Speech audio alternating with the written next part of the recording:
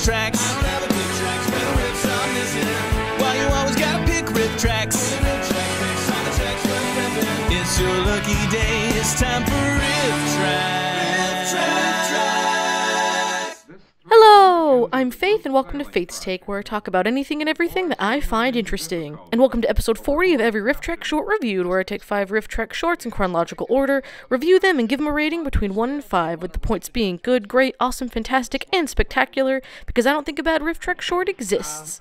After getting a cold for a week, which then morphed into the flu for a while, I am more than ready to jump back into some fun reviewing, and we've got a big one today, folks. Not only do we start the infamous Batman serial with the first 3 installments in this episode alone, but today we reach the 200th Rifftrax short. Truly momentous occasion.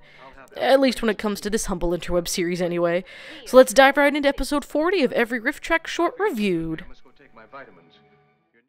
Number 196, When Should Grown-Ups Stop Fights? From June 20th, 2013.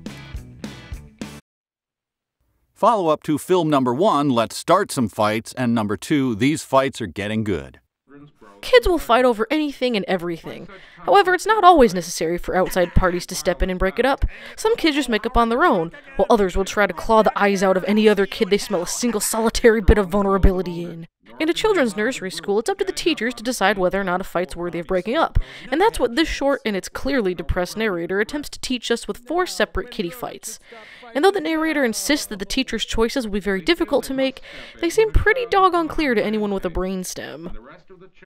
Life in nursery school is usually peaceful. This Soviet work camp, however, is anything but. Schools try to reduce the occasions for conflicts and fights by providing ample equipment, by giving the children as much space and freedom as possible, and by getting a very depressed man to record voiceover in a tin box deep underground. As part of the children, some conflicts are easy to decide about because the teachers feel sure that they must be stopped. Easy decisions are easy to make. Got it. Teachers do not need to stop playful attacks which remain playful. Playful attacks which do not remain playful may not have been playful attacks in the first place and should be put in a lockbox. Clay throwing. You will be shown 4 episodes of this difficult kind where decisions are not easy to make. 4 episodes, great. Like a Netflix marathon from hell. The fight. You will have one great advantage over the teacher on the spot. You will have time. Teachers don't have time? What are you going to do to the teacher's narrator? Community's attitude. That is not important. Nothing is important. All is despair. Why bother? What joy could the future hold for any of these children? And to consider... Hey, Tut. This 2-year-old leaves his tricycle to sit in the rocking boat. Within seconds, the Katzenjammer kids have stolen his trike and stripped it for parts. Now each boy has a claim. Right. The boy who owns the trike and the boy who stole the trike. Each has a claim. This doll carriage is too big for the tunnel. Really? The little girl seems to feel she can force it through, while the boy tries to point out that it will not work. The discussion goes on in the direct manner of 3-year-olds. The girl reacts badly to the boy's suggestion that she doesn't know dick about the physical world. While the first 2 fights are pretty lame, the third one shows just how incompetent these teachers are, as they've let one little boy get away with starting fights and terrorizing the playground all day. The narrator even labels his outbursts as attacks, so maybe the teacher should have been stopping the fights the whole time. Either way, the short seems to know that these teachers are idiots, as once the 4 stories are over, we're then shown the same 4 situations again. Now, are they shown how each of the grown-ups should have stopped the fight or given any lessons about it? Nope, we're just shown the same exact scenarios with the same exact narration and no more teacher interaction than there ever was in the first place. It's an utter waste of time. This boy has been making sudden attacks all morning. Why, just before breakfast he invaded Chechnya.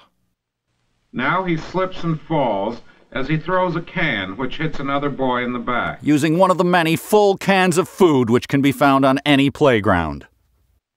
Slapping. The universal language. That's right, I'm gonna think about throwing sand at you. That'll teach you. And a young, sand-hating Anakin Skywalker starts down a path that will inevitably lead him to the dark side of the playground. The bitter sand war lasted well into nappy time and caused the destruction of one of Danny Wetzel's mom's prized garden gnomes. And because we're certain you haven't been paying attention, we're now going to repeat the entire film. We're not kidding. No. Little do the teachers know that this time around we've slipped every 2-year-old a machete. Maybe instead of when should grown-ups stop fights, it should be called how to add 4 minutes to your short without doing any work or spending any money. This boy has been making these sudden attacks all morning. You know, I hate it when people suddenly attack me consistently for a duration of several hours. Sorry, Mike. The only consolation is that this little punk ends up getting pounded by Ralphie later on. The unspoken backstory is they're playing Gilligan's Island and trying to decide who gets to be Ginger and who gets to be Mary Ann. Now, in this third repetition, please pay attention to the facial God, no, not again. Playful. The short is nothing but dull and repetitive, but the riffs keep us awake well enough, and they earn this short a 2.5 out of 5. But most teachers would agree that these 3 boys are not upset or anxious. Oh, the emotional scars forming here are nice and invisible. Number 197, Batman Takes Over from July 16th, 2013. There's a big plane coming in behind us. I can't see slightly to the left. How the hell do you expect me to see behind us? And here we start the 15-part Batman and Robin serial that Mike, Kevin, and Bill covered over the course of about a year. Technically a sequel to the 1943 serial Batman, The New Adventures of Batman and Robin the Boy Wonder was released in 1949. It's as cheesy as you'd think and is perfect riffing fodder, so let's get into it. This first 26-minute episode, despite being a follow-up, starts by establishing the little there is about this universe. After a very brief introduction of Batman, Robin, Alfred the Batcave, and Bruce Wayne's reporter girlfriend Vicky Vale, where, thank the Lord in heaven, the deaths of Thomas and Martha Wayne aren't even mentioned, we see Commissioner Gordon about to send some guards to a plant that's invented a remote control machine. Ah, the 40s, when the word remote sounded impressive. But of course, before the extra protection can get there, the device is stolen, and after a quick shootout and a call to the cops, Batman's on his way to save the day. However, he's too late to catch the bad guys and they all escape. Classic Batman, am I right? The heroes chat with men at the research plant and ask for more details about the situation and find the original inventor, Professor Hamill, has become ill and secluded himself away. But of course he shows up at that very moment to berate them all for letting his work be stolen so easily. He then immediately leaves, and Batman gets informed about how the machine can remotely send any vehicle anywhere within a 60-mile radius. And away they speed in the Wait, what the hell? Batmobile's getting the ball joints replaced. Hey, this Loner 49 Merc is a great ride, and it's black. Actually, it's maroon, but you can't tell. Loner away! With their mission accomplished, these glamorous figures vanish as suddenly as they appear. Glamorous? Where do they go? What strange place can conceal their identity? No doubt it's glamorous. Suburbs of Gotham. Good evening, Miss Vale. Hello, Alfred. May I take your bat? Hat? Your hat? Is your hard-working boss in? He's somewhere about. I'll let him know you're here. Will you go right in? I'll see if he's Batman. I mean around. I'll see if Batman's around. I have confidential information from Washington that you perfected your remote control machine. It's the biggest thing we've ever done. Control the TV and the stereo. I'll send a man out tomorrow to check your guard system. Okay. Whatevs. If it'll make you feel better. Big baby. Thank you. Yeah, when I hear gunfire, I head immediately to the nearest window. Sergeant, ready all cars in District 4 to get to the research plant. Armed robbery. Any particular research plan, sir? The hell was that? I better lay off the cooking, Sherry. Yes? The bat signal is on and Miss Vale is still here. Okay, I'll get rid of her. It's a great signal because you have to call people and tell them it's on. Yes, she's here. I'll tell her once, sir. A complex layered diversion. Eat it, Nolan. A filing cabinet? Yep, under T for tights. Ah, rural Gotham City. But after he became ill and rather eccentric, we completed it. Where is he now? At home, in retirement. Ill, eccentric retirement. Professor Hamill. Wow, what are the odds? Whoever stole it probably has more brains than all of you. You'll never see it again. Take me home, Carter. Seriously, sir? You made me load the chair in the van, drive across town, now load it back in the van just for this? Got it worse than Smithers. This machine operates on an entirely new electronic principle. Any moving vehicle can be brought under control and guided to any destination the operator desires. At least that's what I told the missus when she found me asleep in the strip club parking lot this morning. Remember Remember, folks, people sat and watched this in a theater. What keeps the machine in operation? Diamonds? No, seriously, what does it run on? Industrial kind. Hamill gets back to his mansion, where he seats himself in an electric chair and he can suddenly walk. The story doesn't seem to care how this works, so we shouldn't either. He then heads into a dark lair where we see a bunch of gangsters who are too wimpy to make it into the real mob, as their leader, the wizard, bursts in and yells at them. Gee, I wonder who's under that ski mask. I honestly have no possible idea. Anyway, the gangsters head to a jewelry store to get some diamonds, and it turns out that Batman just casually runs into crime, as it happens that Bruce, Dick, and Vicky pass the store as it blows up from the inside. Vicky conveniently leaves to report on it, while Bruce and Dick get dressed in their best to fight the bad guys very ineffectively, as they let 2 out of the 3 vehicles get away. After a lame fistfight, the heroes do at least subdue the 2 men they fought, albeit just barely. Meanwhile, the gangsters head with their loot into a submarine, because why the heck not? The wizard remotely leads their sub to his lair so they can never find out where it is. Later on, the radio announces there's going to be a plane shipment full of diamonds at the Gotham airport, so Batman and Robin get the job of flying the shipment themselves to keep it safe. Unfortunately for them, the wizard takes over their plane with the remote machine and lands them where his minions can rough them up, steal the diamonds, and kill the Cape Crusader inside the plane, since he and Robin apparently can't handle 3 baddies at once. My 2 favorite things about the Batman comics were the tortured sense of morality our hero exhibited as he wrestled his inner demons, and when wrinkled old prunes would slowly move around their mansions in silence for pages at a time. That's the face I make to get people in the next seat to stop talking to me on airplanes. Chuck's Fireplace Secret Passage Installers, where we turn a blind eye to your obvious insane criminal plots. The wizard. Call him that because of his wizard magic ski mask, because of his ski mask. Done very well. Na na na na na na na na na na na na na Batman. No. There's an explosion of savings at Wholesale Jewelers. Wasn't that an explosion?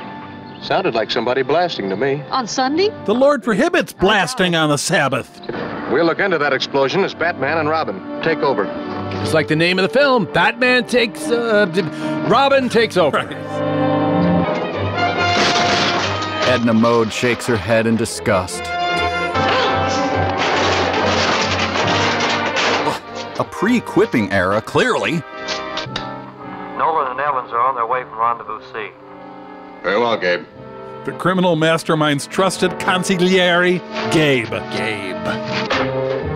We all live in a gray submarine. At least we think it's gray. It's hard to tell from this. Should this be filling with water? I don't think so. No one's going to stop me. Not even Batman. I shall publicly defy him. Some villains encase their enemies in carbonite or imperil their loved ones. Others publicly defy them. Commissioner Gordon, this is Batman. Batman who? Yes, I heard it. What do you think? Well, either Brown's having bad dreams or he should be investigated. When that plane takes off tomorrow, Batman and Robin will be in place of the regular pilots. All right, I'll make all arrangements. I'll call Batman right now. I'm Batman, you idiot. That cargo ship's a fast job. He's getting away from us. I'll fix that. I'll call Gabe. He'll know what to do. Ah, yeah, Gabe is wonderful. Nolan, calling headquarters. Nolan calling headquarters. Nolan? Uh-oh, he probably wants to make one of these that doesn't suck. We're We're in the hands of the man who stole the machine. Well, just use your special bat powers and... Oh, right, no powers, just a regular guy wearing a weird hat. Get back in that plane and throw out those diamonds. And no tricks. Unless it's that one where you pretend to pull your own thumb off. I love that. Evans, you know all about gems. Take a look at them. By the way, you had a job as a diamond appraiser. Why'd you get into the crime game? We have the diamonds. Splendid. We won't keep Batman waiting any longer. I'm a supervillain, yes, but I'm a host first, and I simply will not be rude to my guest. Who is this mysterious wizard? Yeah, we saw who he is. Are his men up? Will Batman and Robin escape the wizard's dastardly death trap? Tune in next week to find out. Or more accurately, tune in like 5 minutes when we cover the next episode. This short is a great start to a fantastic Rift series, and it earns a 4.5 out of 5.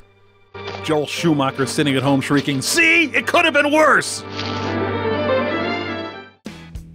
Number 198, You're the Judge, from July 23rd, 2013.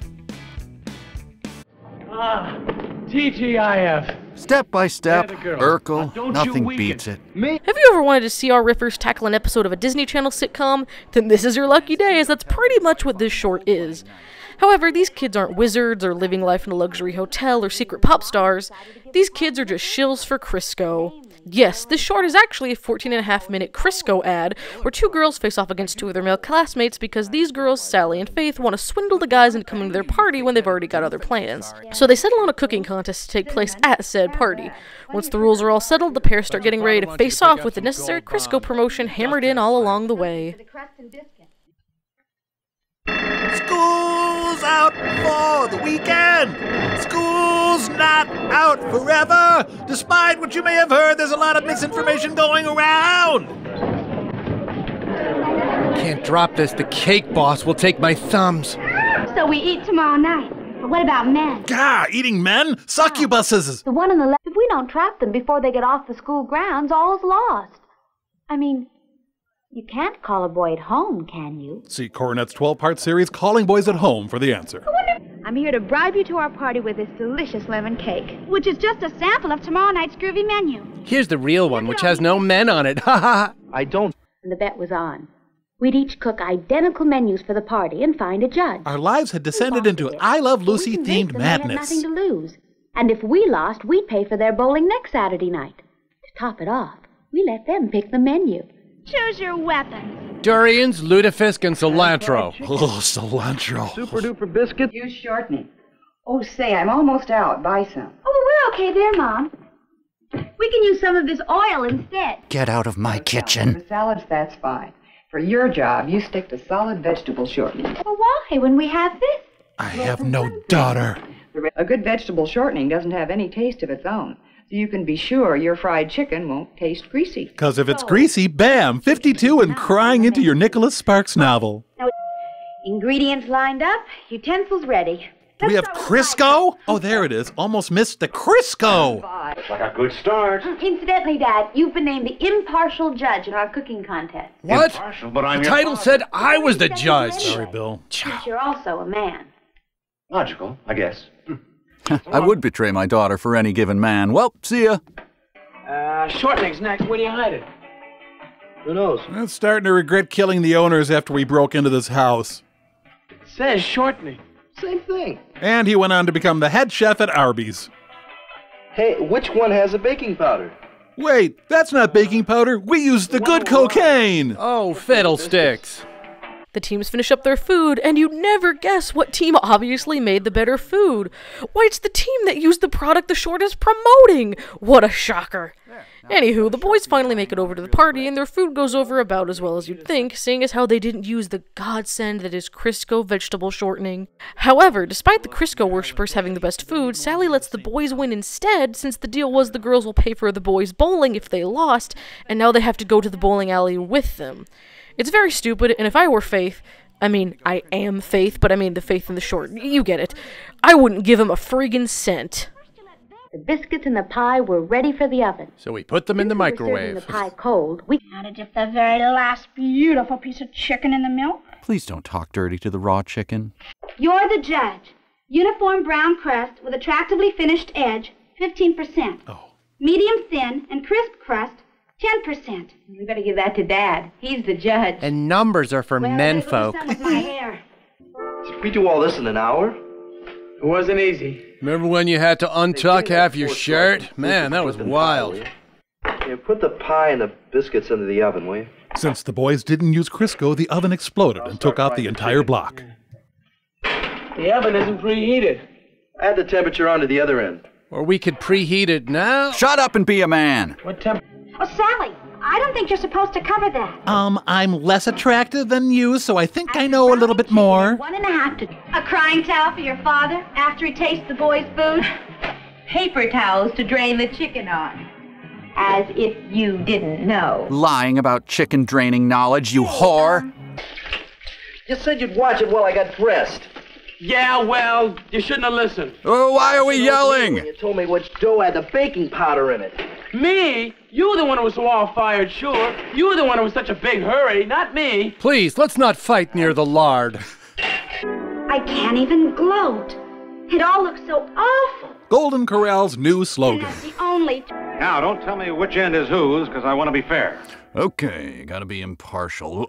Oh dear God. Oh, God. Ah, clearly made by angels from heaven. Biscuits, crisp. Pie, yes, apple. Fork has tines, good. Salivary glands, excreting, yes. Whose side was it? It was boys! The boys! The boys! Chance to smother my husband here. We didn't win. Our stuff looks awful. Yours is great. Nonetheless, you won. You know how you men stick together. Does she have Crisco-induced brain fever? What the hell does that mean? We're going to have to pay for their bowling next Saturday night. And who's going to have to go along with them so we can pay? You realize you have breasts, right? These are teenage boys. It's not difficult.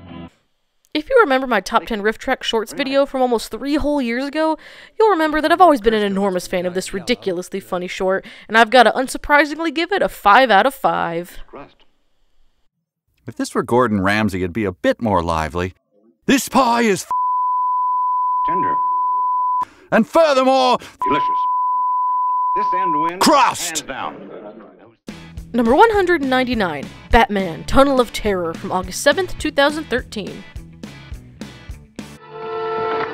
Remember, in the last episode, Batman took over, so he is firmly in charge now. And we're back with the Bat for the second installment of this 15-part serial. If you recall part 1 from only a few minutes ago, you'll remember that Batman and Robin have been trapped in a plane by the Wizard's henchmen. The Wizard sets the plane to explode, but as soon as the henchmen run away, our heroes literally just open the door and run too, and hide in the henchmen's getaway plane. How they get to the plane before the henchmen is anybody's guess. And it's a good thing the Wizard's henchmen are as sleepy as they are slow, as Batman's able to swap a fake package of diamonds for the real one. Once they land, a couple more bad guys take the plane from the diamond-toting one so they can head back to the base, and Batman and Robin take care of the new bad guys before trying to find the original hench guys again afterward. If that sounds confusing, I apologize, but there's honestly no better way to sum up this crap so far. Okay, look, all I'm saying is if you'd taken it to the mechanic I recommended, we might not still be in this loner murder. Well, I didn't, Robin. You were right. Is that what you want to hear? Attention all units. Yet another cop has been shot. Turn that off! God, dear God, shut up, Robin. A death in the family can't come soon enough. Batman and Robin learned from a radio broadcast that Robin's pants have been declared the most hideous object on the planet. We have the diamonds. Splendid. We won't keep Batman waiting any longer. The Wizard, known for respecting his enemies' busy schedules. He knows the sound an airplane makes before it's about to explode?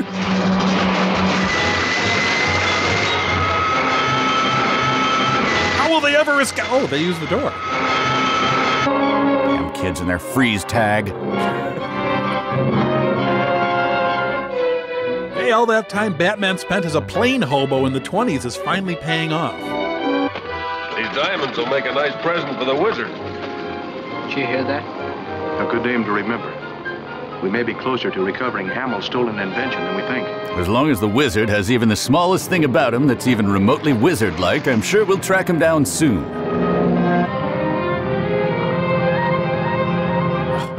Terrible time for your laugh-in routine, Batman. Oh, I did this once when I heard they got honey roast peanuts in first class instead of crappy old dry roast. Wait a second, this is where we took off from. Good Lord, this thing flew? Looks like an abandoned DMV waiting room. What was that? I don't know, but I'm going to find out. So far, the screenplay has been people shuffle in and out of different areas of a plane. Oh God, I tripped. Oh, I'm so sorry, you guys. I'm so sorry. Complimentary warm hand towels. Where are they? The Batcave has been temporarily redecorated as the Mob Cave. On to their next heist, stealing Fraggle Rock. The cliffs of Gotham. The city's got it all. The henchmen make it back to the Wizard's hideout only to find that their bag of diamonds is a fake, and Batman and Robin survive the plane explosion. Batman and Robin find themselves passing Hamill's estate when they hear a woman screaming for help. Turns out it's Vicky getting caught in a trap outside of Hamill's window while trying to snag a story. For being a crotchety old scientist, Hamill's actually quite understanding toward the woman who was obviously spying on him and offers to pay for any injuries or distress instead of, calling the cops on the woman who was spying on him. Later on, Bruce and Dick just happen to catch a local PI acting suspicious and decide to follow him all the way to the empty Gotham Railroad out in the lush scenic countryside of the seediest city in the DC universe. Despite literally being right behind the guy, Bruce doesn't get there in time to keep the PI and another gangster from getting the info they need out of the engineer. The Wizard remotely slows the train just as his men get there to nab the shipment. Batman climbs up after them as the train approaches the titular tunnel, and that's it! Gotta tune in next time to find out what happens next. Too bad for all three of you out there actually looking forward to a terrifying tunnel. They're almost here. Oh, I hope Gabe's with them. Batman and Robin were destroyed. Oh, excellent. Wizard's pretty chill about the death of his greatest foes. It couldn't have happened. I had them all the time. Never mind the excuses. And Batman is still alive. Yeah, I guess, if you call spending all your time with Robin living. Recognize that place? Looks like Hamill's home. The man who invented the remote control machine. I've memorized what all the local inventors' homes look like. The scream of a woman who just saw some very disappointing versions of her favorite comic book heroes. I'm not the wizard. I mean, hello. I'm sorry, young lady. If you've suffered any harm, I'll gladly pay for it. I feel simply terrible about all this. Better go defund a few orphanages to get my spirits up again. Look, it's the Batmobile. Wait, no, sorry, it's a different, totally ordinary car. It's time for Brown's broadcast. Batman's powers depend heavily on tuning into a radio broadcast.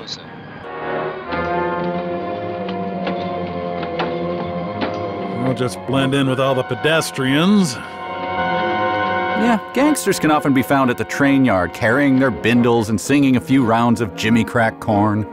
I stole the manifest. I tried to stop the train, but it was too late. Are you okay? Sure, thanks. Batman has the power to ask train attendants if they're okay. Robin, go, go, go! I stole that old guy's wallet. Barry Brown sure had his facts straight. An attempt will be made to steal that shipment. It's already left aboard a special train. A special train? A train with wings instead of wheels, and it's made out of cake frosting. Ooh. From there on, follow previous orders. You understand? Yes, sir. God, Wizard's being such a bitch again today. I swear, if it weren't for my health insurance, I'd quit. I mean it. Oh, wait a second. This train's not bound for glory. It's bound for Chubbuck, Idaho. Abandoned train! Oh, sure. When Robin drives on the railroad tracks, everyone thinks he's cool. Oh, wait, no, they don't. You suck, Robin. You ruined Kevin's joke premise. Wow, Batman's kind of like Indiana Jones, except out of shape and old, and now I'm depressed. Oh, there it is. The Tunnel of Terror. Finally, our story can begin. End, I mean. The second Batman and Robin outing for our riffers, and it's another solid hit that earns a 3.5 out of 5. We can follow them and find out. But you're supposed Plainclothes Batman and Robin, just what the kids love. Give them a break. They had to return their costumes to the children's party entertainer they borrowed them from. Number 200, Batman, Robin's Wild Ride from September 13th, 2013. He may be using these broadcasts to give instructions to his gang. However, I still think Brown is just a show-off. If only we had a porcelain deer figurine. that explosive was. And here we are with not only the third installment of this thrilling Batman saga, but the 200th Rifftrax short. Quite the milestone for this series, I'd say. If you've forgotten, in the last 30 seconds, Batman and some gangsters were fighting on top of a train about to be taken out by a so-called Tunnel of Terror.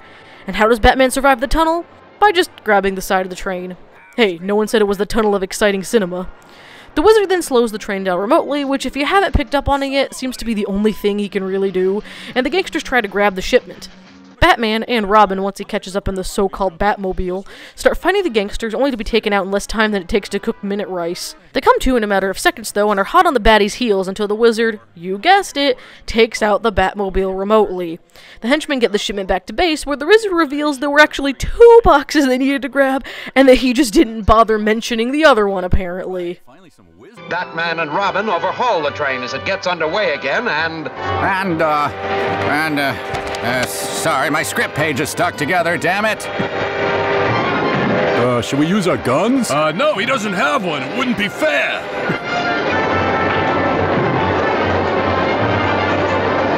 Ow, scraping my bat butt. The slow climb up the ladder is even more exciting the second time around. A wild ride indeed. Their search for authentic hobo stew was relentless. What do you want? That shipment of X90. Hand it over. Stew is called X90 by authentic hobos.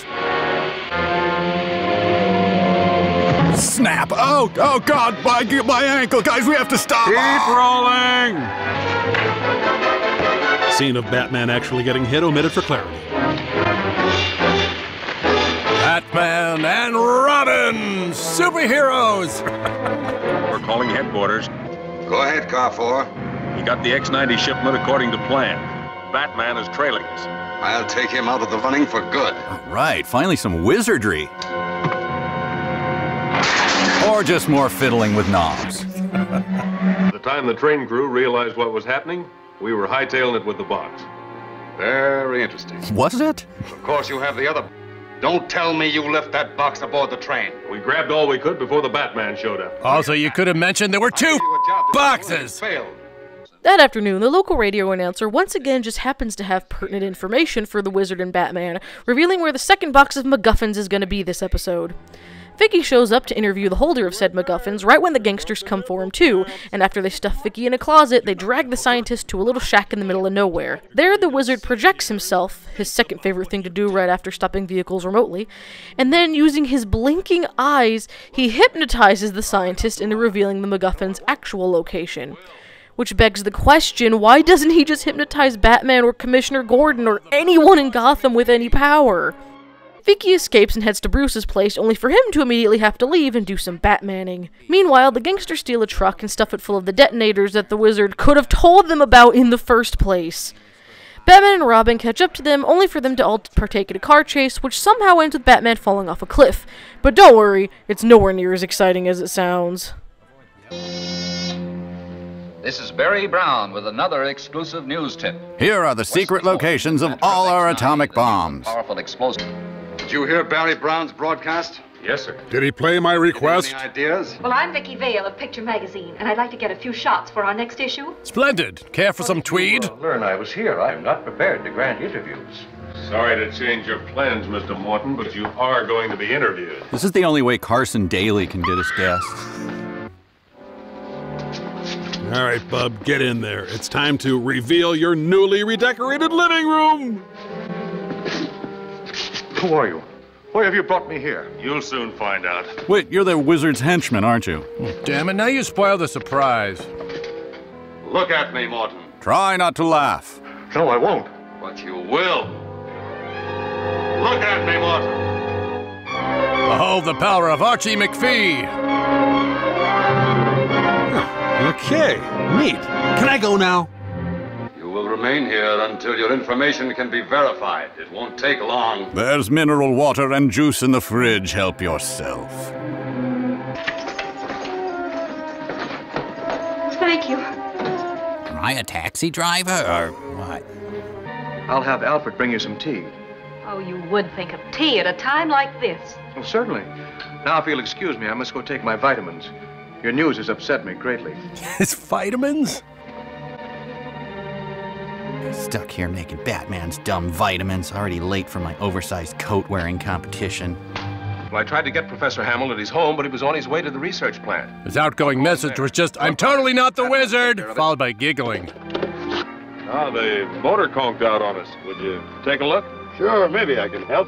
Hey, wait a second. Why is the engine wearing a little gangster hat? Oh, gangsters! Floyd, hide this car. Bring back that portable radio. And if you see Gabe, would you tell the big galoot I miss him to pieces? Oh, good old Gabe. Hey, I remember seeing a truck park here in the first episode. Classic moment. Once was not enough. Doesn't look... It's Batman. Watch me take it. Oh, wait, it's not Batman. It's just an elderly couple out for a drive. Sorry. Batman has got to get a more distinct car. Damn these slick, wet country roads here. And these dry mountain roads here.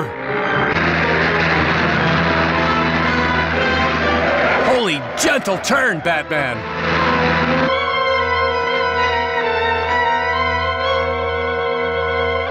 Down with smoking! I hate these superhero stories with a message. Hand off the stick, dummy. We're gonna lose the relay race.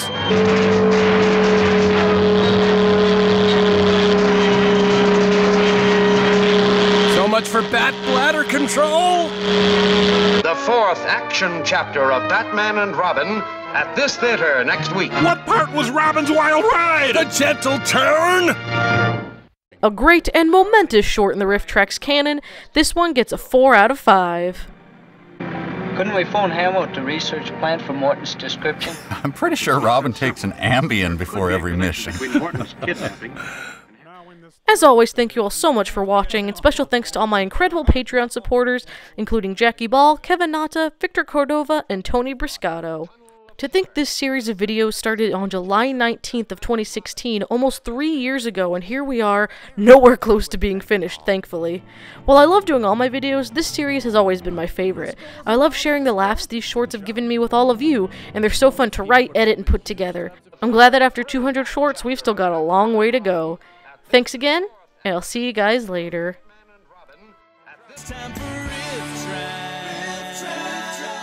Sally lets the boys win instead, since the deal was the girls will pay for the boys' bowling is very difficult to say, apparently. However, despite the Crisco worshippers, also hard to say. If you remember my top 10 Rifftrax shorts video from almost 3 whole years ago, you'll recall, oh my gosh. If you'll recall, why is recall such a hard word for me? And it's a good thing the wizard's henchmen are as sleepy as they are slow, as Batman's able to swap a fake package of diamonds